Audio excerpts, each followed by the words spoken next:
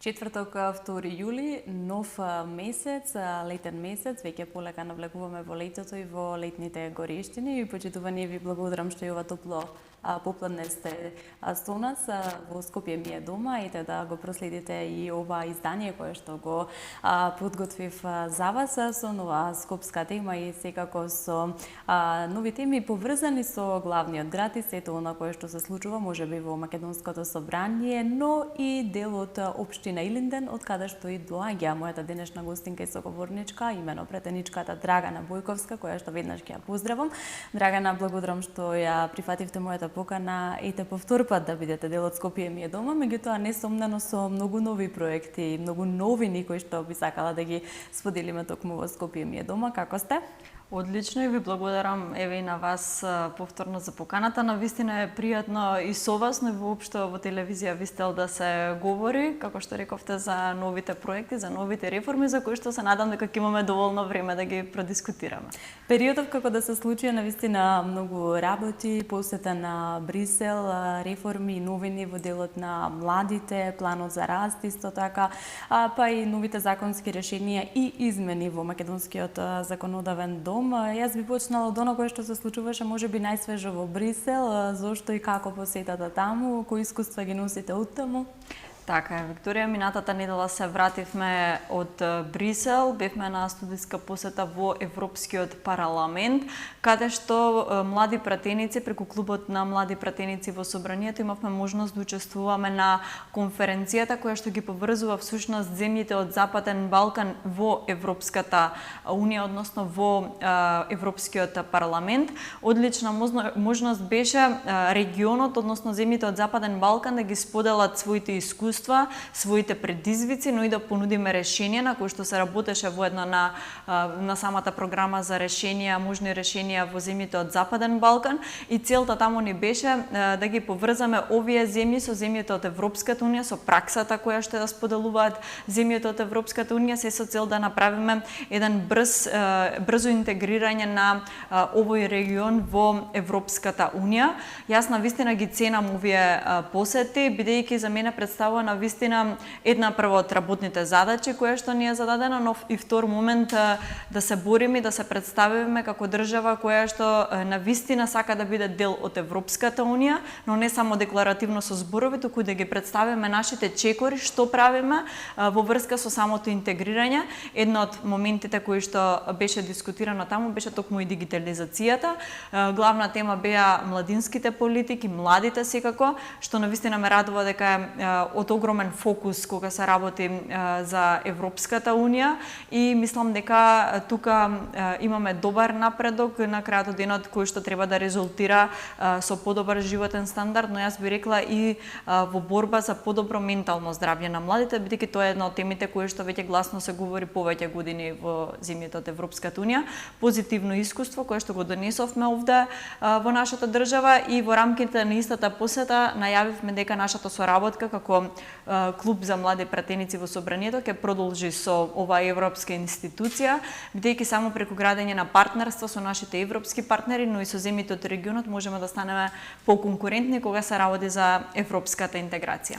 40 милиони евра за нови работни места, подршка за младите и нови шанси за вработување, мерка која што ја најавивте од Македонското собрание и некако одекна помеѓу младите и сите засегнати со ова кое што вие го најавивте. Што конкретно се предвидува токму за младиот човек и може би да одбере да остане да живее во државата и секако во главниот град? Да, ме радува што оперативниот план за вработување за 2026 година и оваа година предизвика голема заинтересираност кај младите во нашата држава, бидејќи прв пат става волку голем акцент на таргетирана мерка во оперативниот план за вработување токму за младите, особено за младите до 29 години. Ние во моментот имаме активни мерки кои што се активни на Агенцијата за вработување на Македонија, и рокот за аплицирање е до овој петок, 3 јули, поточно до утре, каде што младите во некои од центрите на АВРМ може да аплицираат со својата бизнис идеја.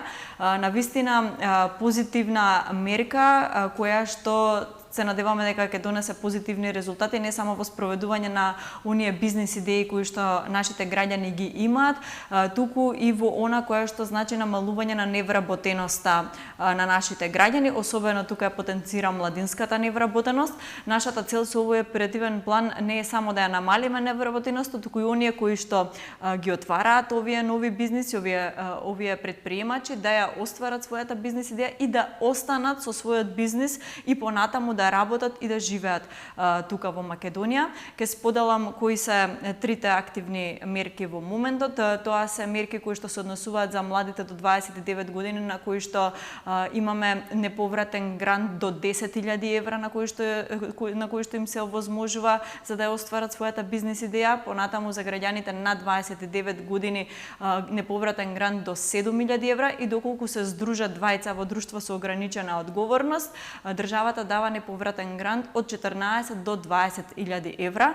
Мислам дека е добра вака поддршка за почеток на еден бизнис. Примарно во ова поддршка и во оваа мерка е граѓаните да имаат желба и мотив за работа. Ова е само еден поттик.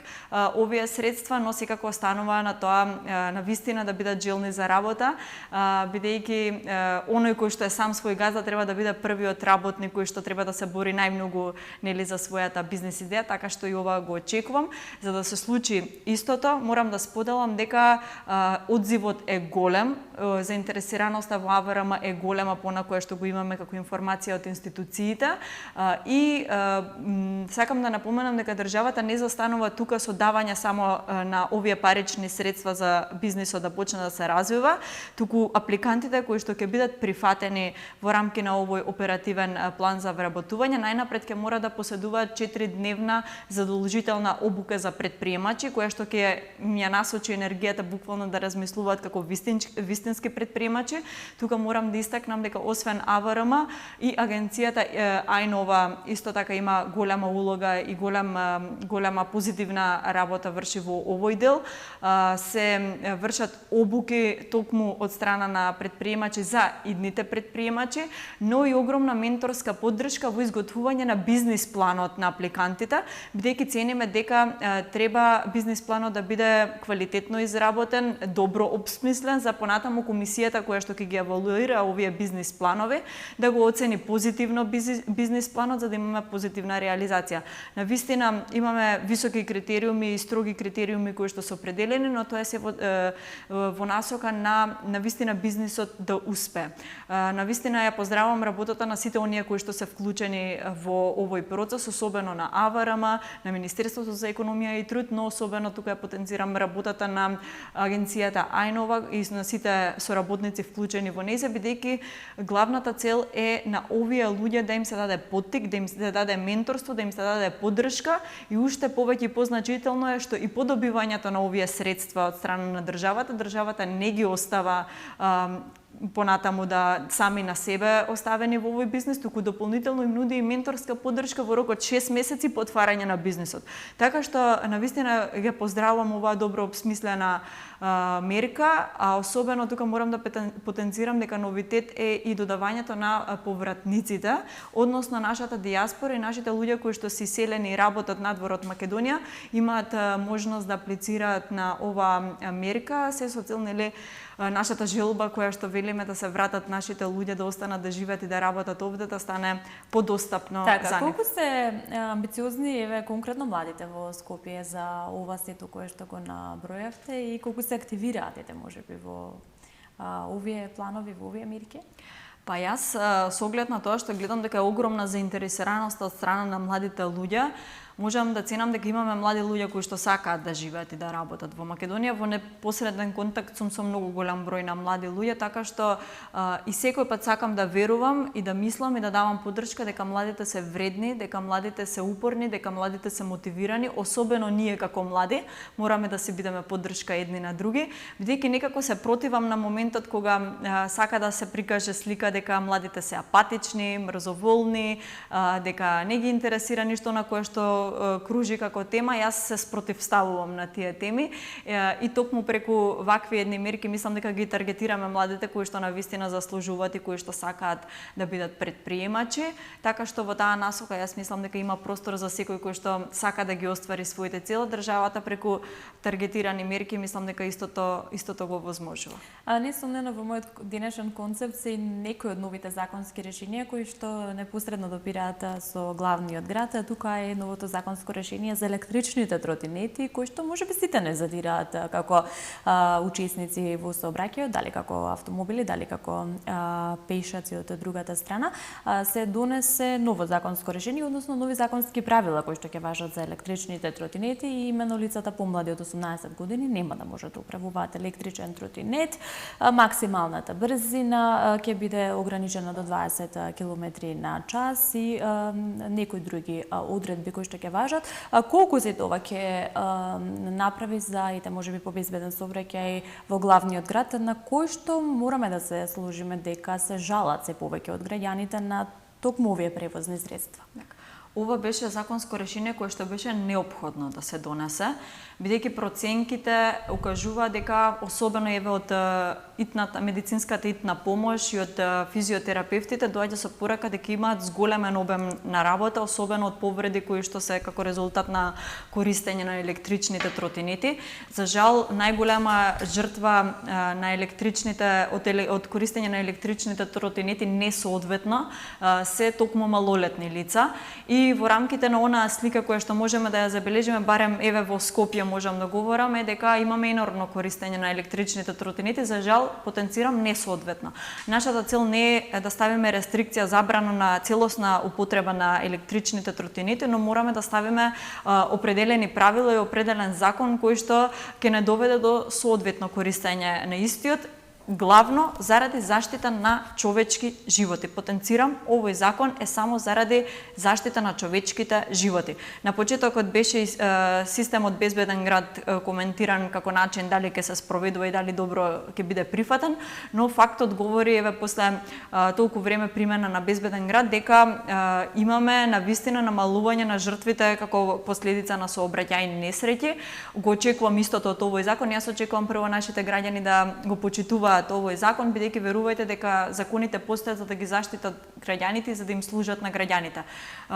Доаѓаат поплаки и од оние кои што се користат, кои што управуваат моторни возила, но доаѓаат поплаки од пешаци, така што мислам дека оној хаос кој што беше настанат со електричните тротинети, особено на користење на електрични тротинети по булеварите, па дури имавме снимки и слики каде што електрични тротинети се возат и на автопатиштата, дека не смее да биде веќе случај во Македонија. Па и родители со своји малолетни деца на еден ист електричен тротинет. Верувам и тоа треба да се надгледува и санкционира исто така. Со законот го забрануваме тоа, затоа одредивме дека малолетно лице нема да може да употребува веќе електричен тротинет, тоа ќе може да го направи само полнолетно лице. Задолжително е носење на шлем за време на користење на самиот електричен тротинет. Максималната брзина на тротинетот мора да биде ограничена до 20 км на час. Забранете управување на електричните тротинети на повеќе од еден кој што ќе го управува истиот, бидејќи случај беше и по двајца да се возат на истиот, како што рековте, дури и родител со дете. Да. И за непочитување на овој закон, освен парична казна за одредени прекршоци, постои и казна која што определивме да има и превремено одземање на тротинетот. Јас се надевам дека ова ќе биде прифатено од страна на јавност и дека ќе ги заштитиме нашите млади од овие појави. Така, и сега кога говориме за законските решенија кои што се носат во полза на заштита можеби на најмладите граѓани, тука е и законот за игри на среќа, кој што предвидува оддалечување на оние казина, обложувалници и слично подалеку од училиштата, ако не се лажам, на околу 500 метри подалеку од училиштето како воспитна установа. Колку ќе вроди со плод оваа мерка и како е предвидена да функционира во главниот град? Па ние оваа мерка, овој закон подолго време го дискутираме и го најавуваме. Морам да кажам дека од една страна беше барање на една група на граѓани, од друга страна беше исто така најдена одредени нелагодности од страна на друга на група граѓани, но некако моравме да најдеме некоја средина и прифатливо решение, бидејќи верувајте, Викторија, дека огромен број на проблеми, голем број на случувања и на навики се створени со децении кои што тлеат во македонското општество како негативни појави пред се, и веќе мораме еднаш за секогаш да ставиме крај, да пресечеме се со цел да носиме едно позитивно законско решение. Ние веќе зборувавме за одредени ограничувања, за одредени закони, за одредени казни, но верувајте, тоа некој пат бара и храброст, политичка храброст за носење на овие закони, но на крајот од денот кога целта е да биде сето тоа за доброто на едно општество, мислам дека е правилно и силно верувам јас лично дека е правилно носењето на вакви закони,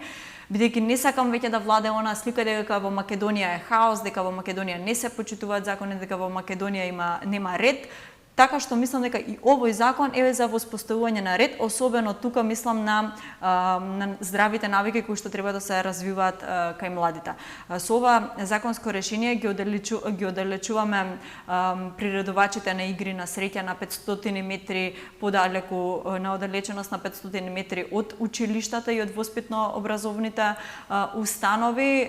Мислам дека тоа не треба да биде пред очите на нашите ученици, каде што можеби би влијаеле на начин да ги наведе истите да влезат во овие објекти. Дополнително не само ова, се воведовме и неколку други новини, како што е ограничувањето на светлечките реклами, бидејќи знаете дека честа појава во нашиот град Скопје, особено во градот Скопје, се оние реклами, светлечки реклами кои што се навистина ударни и се навистина видливи кога се работи за приредувачите на игри на среќа. Мислиме дека градот не треба да ни изгледа како Лас Вегас и токму тоа е во насока исто на ограничување, се со цел да го минимализираме она кое што значи привлекување на овие лоши навики, и имаме одредени ограничувања кои што се однесуваат на рекламирањето на приредувачите на игри на среќа. Ова се оди во насока на заштита на нашата младина, на нашите граѓани, да не бидат, еве како да кажам, некако и наведени кон страна на овие субјекти. Нашата цел не е да ја забраниме оваа индустрија, таа секако постои, но кога се однесува за општествената одговорност, мислам дека е добро и ова што го превземаме. Никако сте поврзана со мерката роуминг како дома, бевте исто така активна во тој дел, односно постојано во јавноста се истакнуваше тоа што се случува во роуминг како дома и ете во пресред можеби на летната сезона кога повеќето од нашите сограѓани си ги планираат и одморите. Да, роуминг како дома е мерка која што е многу одамна ветувана од страна на нашата држава, особено и од претходната влада, но сега со оваа влада еве во рок од 2 години најдовме конечно решение за роуминг како дома да стане реалност за македонските граѓани. Од страна на нашата држава се она кое што беше побарано од страна на Европската унија за да ги усогласиме македонското законодавство и се она кое што е потребно од наша страна како чекори да ги направиме за да биде имплементирана роуминг како дома, истото е направено. Министерот Стефан Антоновски навистина е можеби еден од најпрогресивните министри во нашата држава и навистина бележи огромен успех кога се работи за дигитализацијата на нашата држава. Ова министерство имено постои само 2 години, а веќе станува едно од најуспешните министерства во нашата држава, на редовна комуникација и со нашите партнери од Европската унија, каде што веќе даваат позитивно и зелено светло за имплементирање на мерката роуминг како дома. Се очекува од наредната година, од 1 јануари 2027 година, да имаме имплементација на истото. Повторно ќе потенцирам, од наша страна се завршено и чекорите се имплементирани, особено оние чекори кои што се дел од реформската агенда се однесуваат на дигитализацијата се исполнети.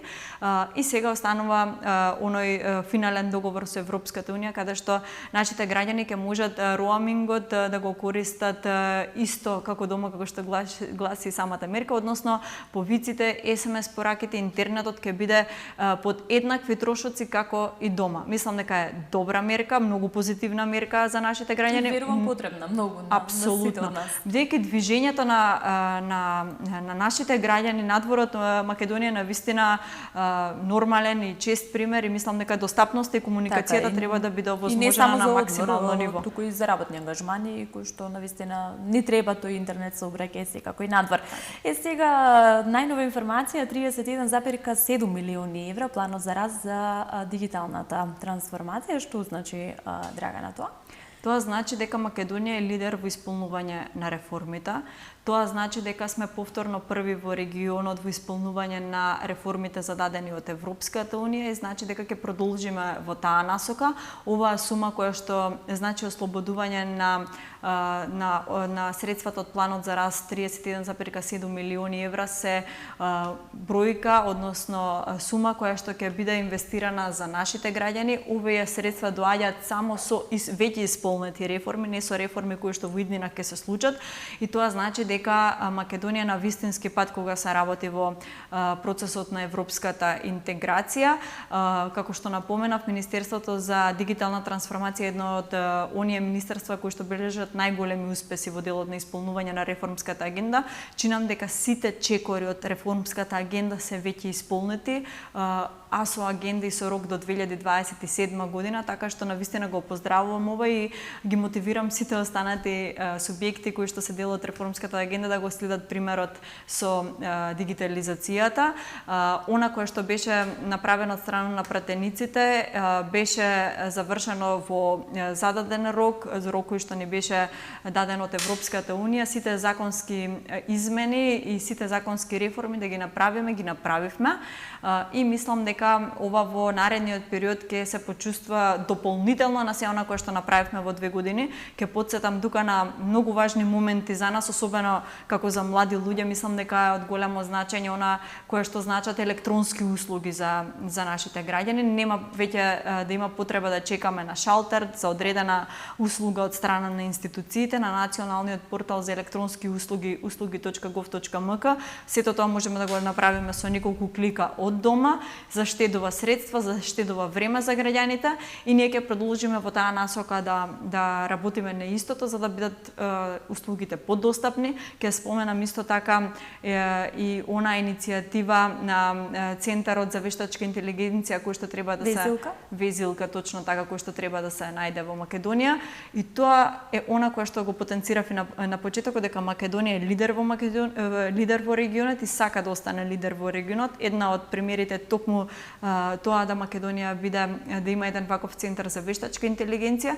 Ние имаме иницијатива да го здружиме целиот регион на тема вештачка интелигенција тука во Македонија, бидејќи мислам дека само со здружени сили тука можеме да направиме огромен напредок. Да, и кога сме веќе кај дигитализацијата, многу од градоначалниците, првите луѓе на општината, ете и конкретно оние кои ми гостувале во предизборните кампањи, ветуваа поголем степен на дигитализација на услугите, ете конкретно на локално ниво. Каков е степенот на дигитални услуги во главниот град? Можеме ли да се пофалиме со чекор напредите кон таа тема? Така е, јас ќе потсетам еве на локално ниво на еден проект кој што беше поддржан исто така од Министерството за дигитална трансформација од ГИС, од нашите партнери ГИС, кој што се спроведува на вистина успешно, а тоа е да имаме бесплатни Wi-Fi зони најнапред во сите општини. Мислам дека овој проект тече. Дел од општините чинам и ги воведува. Ете така, и на вистина мислам дека е позитивно оцената од нашите граѓани, но овде мислам дека голема улога има и самото Министерство да биде поддршка, бидејќи знаете како темата дигитализација не е тема која што може би им е блиска на сите и не треба да им биде блиска на сите, но токму преку една ваква институција мислам дека може да им се даде поддршка и на локалните самоуправи, секако на доградувањето на системите, давањето на услуги конкретно еве на граѓаните кои што се дел од националниот портал за електронски услуги, а намалува некако потребата, знаете, на оние центри центри кои што се или канцеларија кои што се дел од институциите во општините, така што мислам дека тука имаме еден добар позитивен напредок.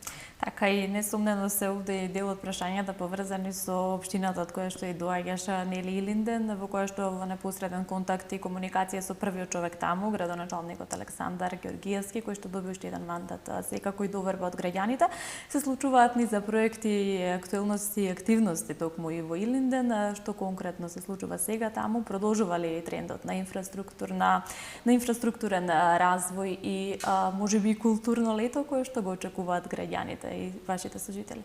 Така, Викторија, градоначалникот Александар Ѓоргиевски го доби вториот мандат и по втор пат ја доби довербата од нашите сограѓани, но тоа доаѓа како резултат секако на спроведување на проектите кои што беа дел од првиот мандат. Огромна доверба беше дадена на кандидатот за градоначалник тогаш Александар Ѓоргиевски, кој што еве и денеска после локалните избори од минатата година активно спроведува проекти. Вие го спомнавте културното лето, но јас најнапред ќе почнам со работното лето на градоначалникот и на општината Илинден. Навистина како пратеник мене ми представува најнапред да ја поздравам работата на градоначалникот, на советниците, на советот на општина Илинден, бидејќи кога се работи за локалниот економски развој, тука се става навистина голем акцент. Знаете како кај нас во нашата општина сите велат дека сме најбрзо растечка општина која што навистина вложува и во инфраструктурата, но воопшто и за квалитетот на живот на нашите граѓани. И некако кога ги слушнете тие зборови, тие признанија, сакате да останете на тој, сакате да работите уште повеќе и понапорно.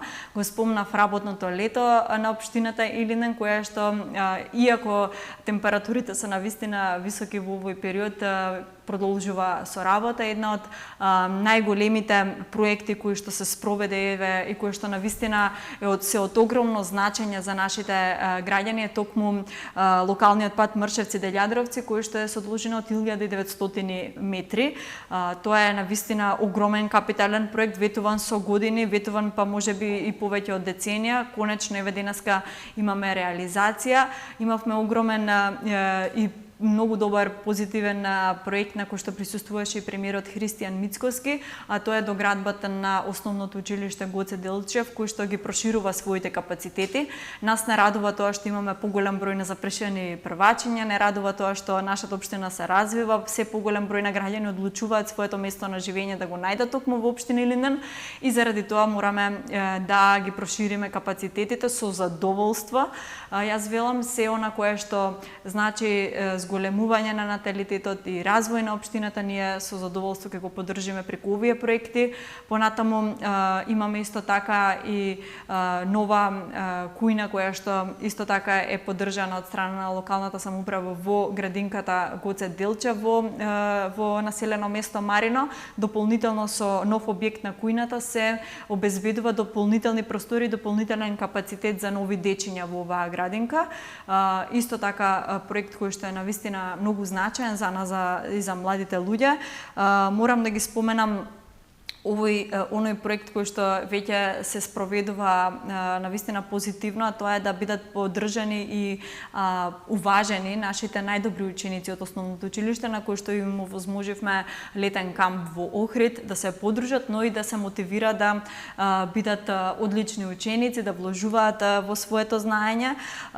Навистина многу се вложува во секое едно населено место во општина Илинден за нови детски игралишта, нови терени на кои што некако урбаното живење би го подобриле и за секој едно место да стане подостапно за секојго. Субвенциите за велосипеди за граѓаните исто така. Морам да напоменам дека нашата општина е исто така позната по спортот, со промовирање на нашите спортисти, но и со обезбедување на инфраструктура за спортот. Една од тие од најголемите можеби проекти кои што би ги спомнала е самото реновирање планирање и самиот нов фудбалски стадион во Илинден, кој што ги има најновите стандарди согласно УЕФА. Моментално сега се обезбеди целосно осветлување на стадионот, најсовремени трибини за гледачите на овој стадион. Да, еве во приложение одати фотографија, е голем турнир кој што се еден случува. од моментите каде што навистина го поддржуваме спортот во нашата општина. Мислам дека сме добро промовирани во делот на овој спор. Ова е нашиот познат ракометар Георгиевски, кој што е навистина звезда за нашата општина и наша гордост, така што се она кое што значи поддршка на спортистите, ние ќе го поддржиме не само преку инфраструктурата, но и со останати мерки и проекти, субвенции кои што го бира ли младиот човек Илинден како свој дом? Се почесто еве конкретно и денес во период каде што е смената сликата, имаме инфраструктурни проекти, имаме работни места кои што се нудат токму во таа индустријска зона натаму? Па јас би кажала дека луѓето можете да ги привлечете да дојдат и да живеат во одредено место само доколку работите на квалитетот на живот кој што би го добиле таму. Она кое што го добиваме ние како коментар од луѓе кои што долги години не го посетили Илинден, велат ние не можеме да го препознаеме ова место колку е развиено и колку е модернизирано, така што една од поводите зошто многу млади брачни парови особено доаѓаат да живеат во Илинден е токму и она кое што го наведуваме ние како работа, развој на самата општина, обезбедување на сите услови кои што се потребни од градинка до училиште до услуги кои што секојдневно ги користат граѓаните и така натаму, но и самата можеби технолошко индустријско развојна зона која што ни е навистина во Бунарџи, која што ни е навистина блиску, создава да имаме и во овој дел реализација, особено во делотите на самата вработеност на граѓаните во општина Илинден. Ме радува тоа што многу луѓе од градот го гледаат своето место на живење во овој дел од нашата општина, бидејќи некако стана и модерен тренд преселбата на луѓето од централното градско подречје на оние надвор од него, така што јас можам да кажам дека тоа не мотивира само дополнително да работиме на тоа да привлечеме нови граѓани. Да, верувам дека и нови проекти ќе се случуваат се во соработка, односно по изборната програма на Георгиевски, секако во интерес на жителите. А што ќе се случува во Македонското собрание летово, има ли некои нови содржини и нови проекти на кои што моментно се работи во фокус изборниот законник, ете начелно и малку и за тоа да споменеме? Така, изборниот законник моментално е тема која што е дискусија во Македонското собрание, но тука морам да истакнам дека пред да дојде овој предлог за измена на изборниот законник, постоеше 4-месечна работна група која што работеше на предлози за измена на изборниот законник во Министерството за правда од страна на сите парламентарни партии во собранието. На самите работни групи, по она кое што ни информираа нашите колеги кои што беа дел од таа работна група од ВМРО ДПМН, беше потенцирано дека се најде консензус, особено за оние препораки на ОПСИ и ОДИХР кои што се дадени како препораки за да се направат одредени измени, и дел по дел се одеше на консензуален договор за одредени измени на изборниот законник, но морам да потенцирам дека и покрај на договореното на самата работна група, одредена политичка партија, конкретно Левица, абстинираше од она кое што претходно беше договорено и сега веќе се наоѓаме во блокада од нивна страна, иако истиот предлог бил прифатен од нивна страна. Во работната група, ако се сеќавате, пред неколку месеци излезе Социјалдемократскиот сојуз и воопшто не учествуваше. За денеска, кога треба да ги спроведеме препораките на ОПСИ и ОДИХР, она кое што било резултат на работа на 4 месеци на работната група, веќе на Комисијата за политички системи овие партии да го блокираат изборниот законник со филибастеринг, со поднесување на огромен број на амандмани кои што е невозможно да се разгледаат едно по едно. Ние наоѓаме на вистина начин преку координаторите да најдеме консензус и решение како истиот да се одблокира. Нашата црвена линија би рекла за тој изборен законник и договорен изборен законник е да се овозможи електронско гласање за диаспората, кое што мислам дека апсолутно има право да учествува на овие избори, да им стане подостапно, бидејќи знаете како Македонија во површина е мала и лесно можете да стигнете од еден крај до друг крај во државата, но некаде имате и места каде што треба да патувате по 10 часа за да стигнете до местото на гласање, затоа и од оваа причина најдовме модел во кој што по францускиот модел би можеле нашата диаспора да гласа. Ние подаваме рака да го решиме овој проблем преку конструктивни предлози и средби, но од овие политички субјекти некако кога станува збор за реформи, многу слабо оде во реализацијата, но не и се, нашата работа во собранието продолжува, особено во овој месец јули, со она кое што е вообичаена слика во собранието, тоа е ребалансот на буџетот за 2026 година. Утре веќе почнуваме со комисиската расправа за ребалансот на буџетот.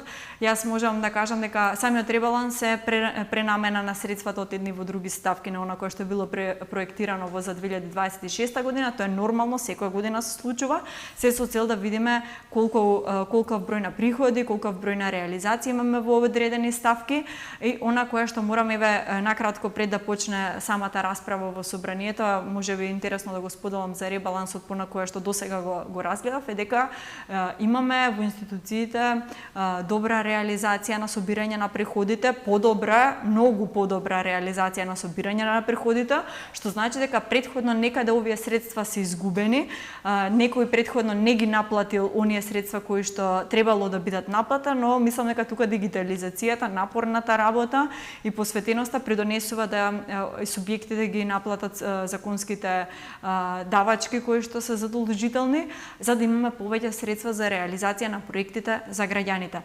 Тука особено ќе ги потенцирам развојната програма која што се фокусира на капитални проекти. Нешто кое што еве накратко можам да го квалификувам за ребалансот на буџетот е дека и во втората половина од 2026 година ќе гледаме многу видливи и капитални проекти за граѓаните. Не нешто кое што не постои, кое што е апстрактно, туку проекти кои што се реални, кои што се опипливи, кои што ќе може да ги користат граѓаните. Тука мислам на автопатиштата, тука мислам на многу модернизирани и енергетско ефикасни студентски домови кои што конечно ќе бидат реконструирани и завршени. Оваа голгота која што ја трпеа изминативе години студентите ќе заврши.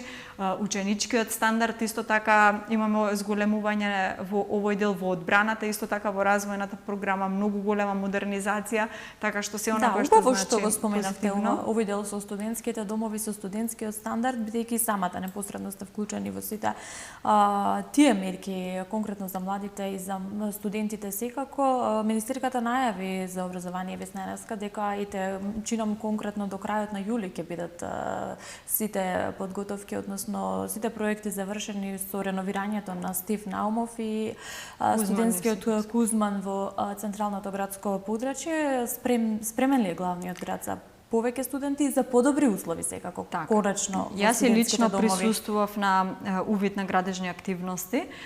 Вие се сеќавате какви беа сликите на овие два студентски домови особено.